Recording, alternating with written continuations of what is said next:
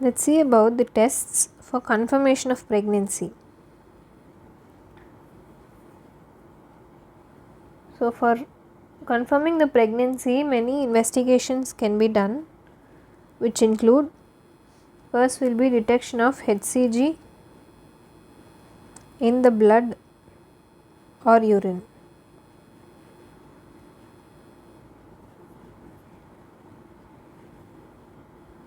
The HCG stands for human chorionic gonadotrophin.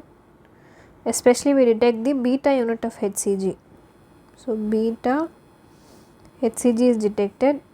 HCG is made up of alpha and beta units, and we detect the beta unit, which is very specific for HCG. This can be done by many ways, like immunoassay,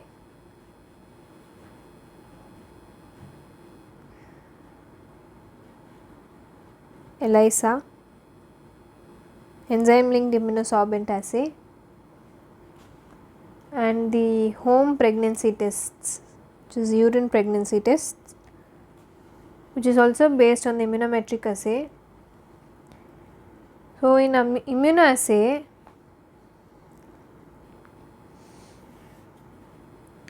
we detect the antibodies against beta unit of HCG, because these are highly specific and there is no cross reaction with luteinizing hormone, because the alpha subunit of HCG cross reacts with the luteinizing hormone because both their alpha subunits are almost similar, but the beta subunit is very specific to HCG. And a positive test indicates that HCG is coming from any source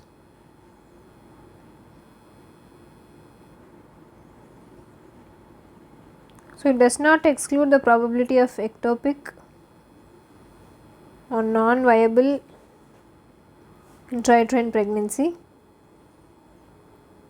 or gestational trophoblastic disease or any ovarian tumors. All these can't be excluded because HCG can be obtained from all these sources also.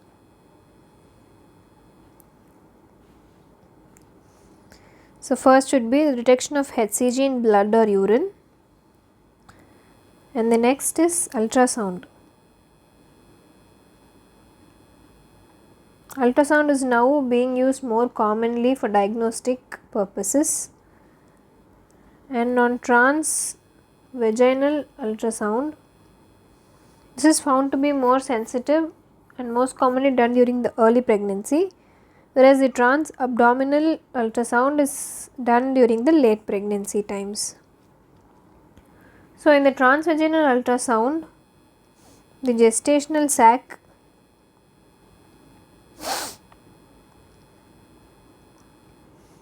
can be detected as early as 4th to 5th week of pregnancy, and the yolk sac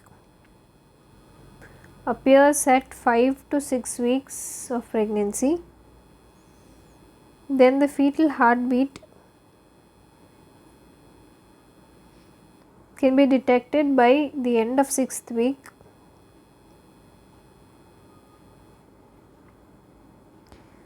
and the crown rump length, which is measured at around 8 to 14 weeks, allows the accurate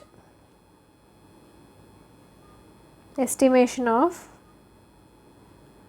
the gestational age. So this is about the transvaginal ultrasound.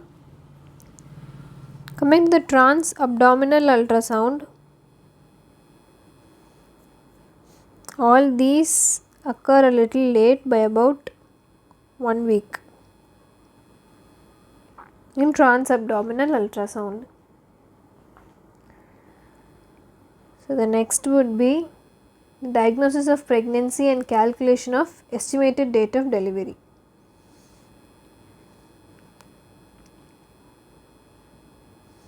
diagnosis of pregnancy and calculation of estimated date of delivery.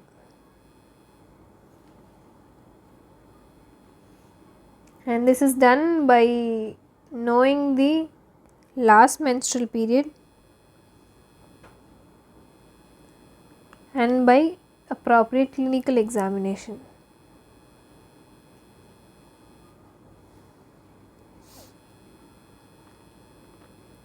First is amenorrhea. The average duration of pregnancy is about 266 days from the conception and 280 days from the date of last menstrual period in a woman with regular 28-day cycle.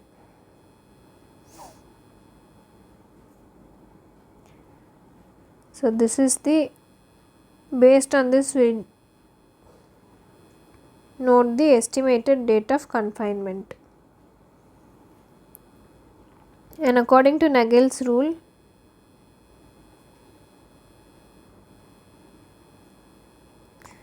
the estimated date of delivery or estimated date of confinement is given by the formula last menstrual period plus 7 days minus 3 months. And most of the women deliver between 1 week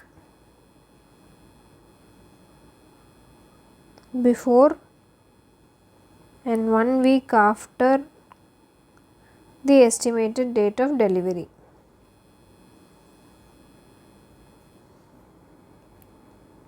Around 60% of the mothers.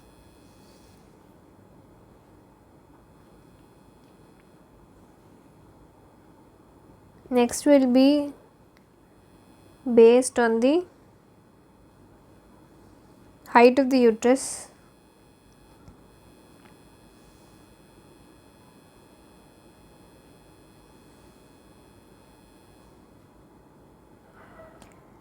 Based on the height of uterus, by 12th week the uterus becomes the abdominal organ and it is palpable at the pubic symphysis, just above the pubic symphysis. This is the position of uterus in the 12th week. Next will be around 22 to 24 weeks. It is seen near the umbilicus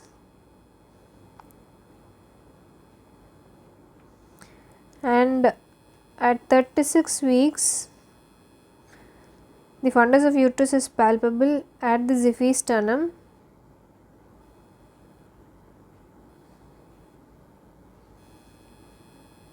This will be the maximum height achieved, and after 36 weeks the flanks get full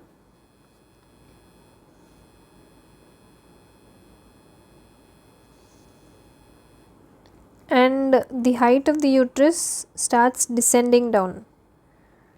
So from 36 weeks till term the uterus occupies the flanks and it keeps descending downwards. This is more than 36 weeks, around 40 weeks.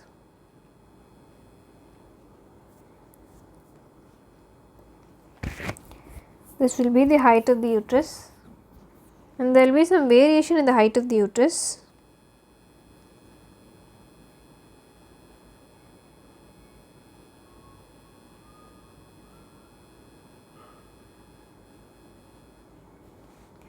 Which is more than the period of amenorrhea.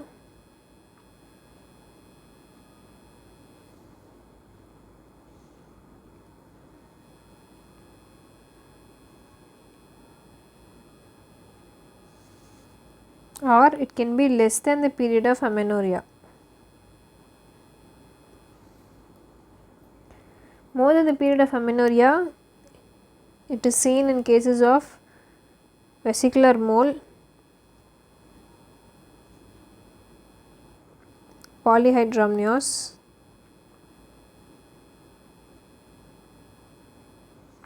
multiple pregnancy like twins, or any concealed hemorrhage, any uterine tumors associated with pregnancy.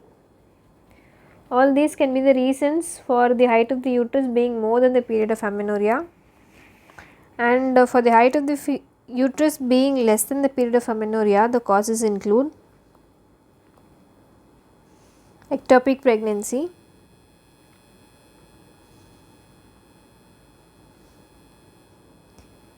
retroverted uterus, gravid uterus, intrauterine fetal death, oligohydramnios,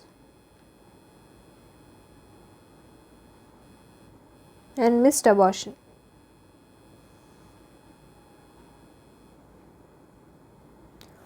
Also, between 20 and 34 weeks, the fundal height in centimeters will be equal to the gestational age in weeks, and all these measurements should be taken only after emptying the bladder.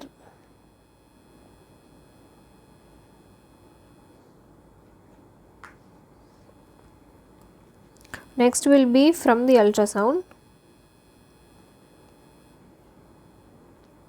In the first trimester, gestational age is measured by measuring the crown rump length, which is the most accurate among those done in other trimesters, and which is accurate to within 3 to 5 days. So, in first trimester, the gestational age is determined from the crown lump length.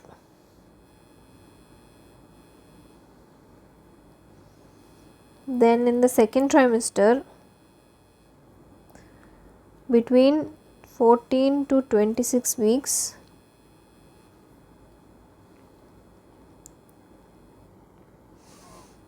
so we measure a combination of biparietal diameter or head circumference and femur length.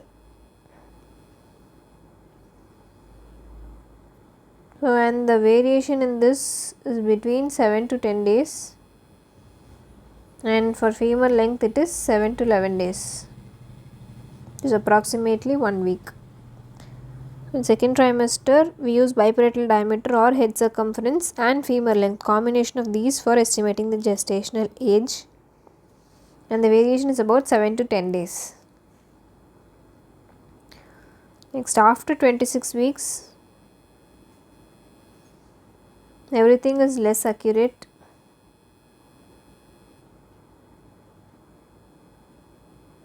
and the variations in both biparietal diameter and femur length increases to about 2 to 3 weeks. So, we do serial examinations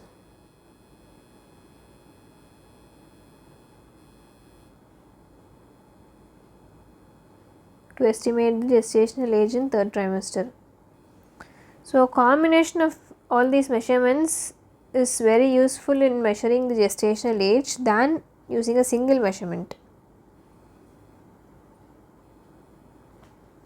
And lastly, we will see about the differential diagnosis for pregnancy.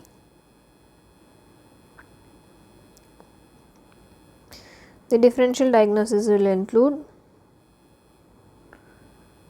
ovarian cyst or tumor,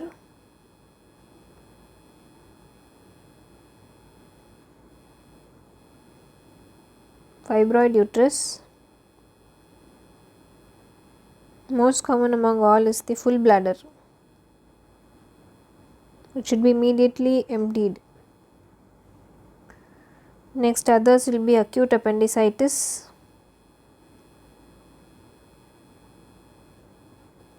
pyelitis, pyelonephritis,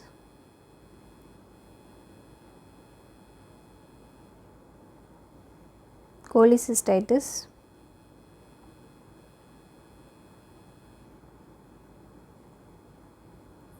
so all these will be the differential diagnosis for pregnancy.